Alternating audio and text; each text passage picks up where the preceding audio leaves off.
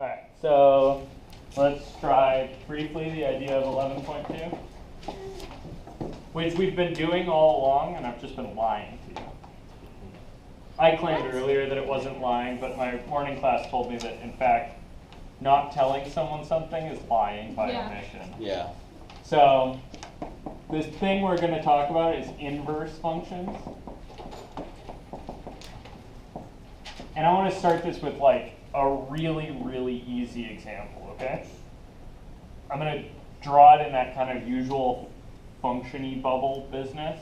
Okay. And the function I want to talk about is f of x is 2x plus 9. Okay? So when I put an x in this, what's the first thing that happens? Okay.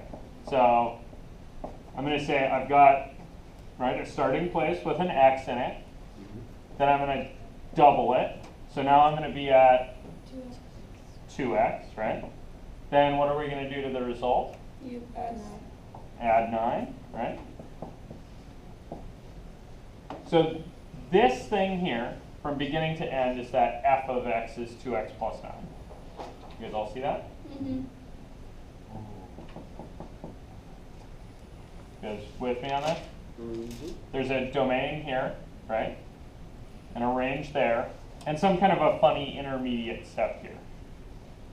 You guys all okay with that?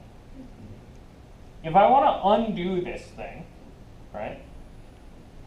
Like, for instance, I had 2x plus 9 equals 12. 9 and then 12. Yeah. We've been doing this all along, right? We'd say subtract 9, so we get 2x is 3, and then we Divide by 2. divide by 2, so we get x is 3 halves, right?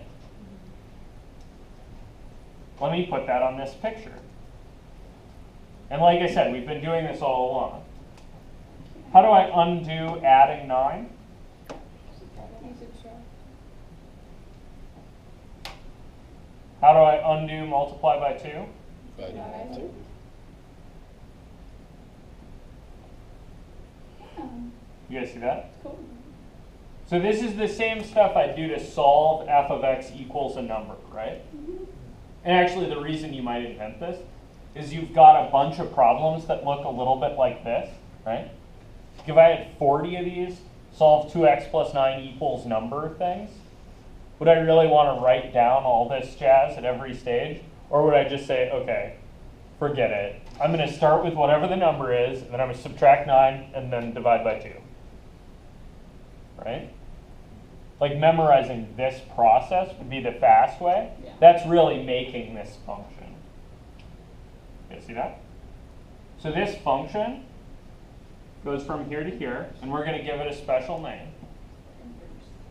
Yeah, it's going to be the inverse of f. So f inverse. Okay. And as a function label, right? I'm going to call it something that looks a little bit like f. It's going to take x's just because I need a variable name. You could put y's in there if you want or whatever. And I'm just going to label it with this -1. Be a little careful, that's not a -1 power, right? That's part of this function's name.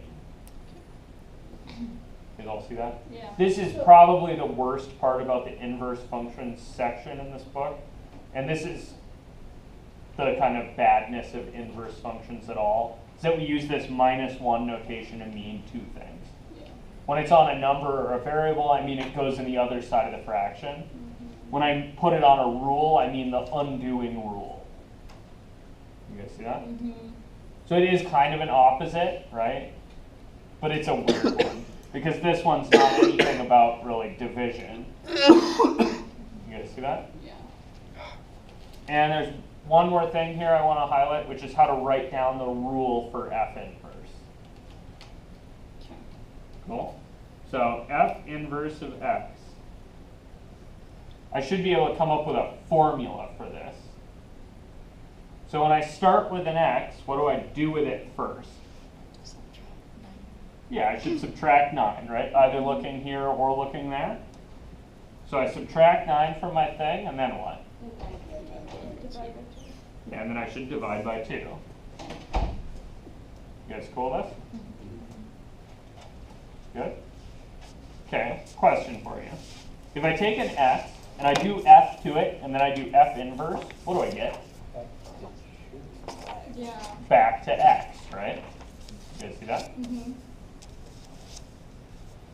Let me give you a new notation for how to write that.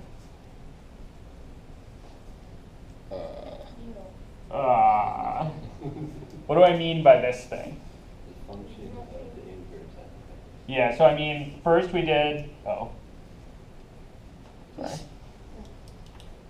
Those are both valid things, but this means start with an x, do f to it, then do f inverse after.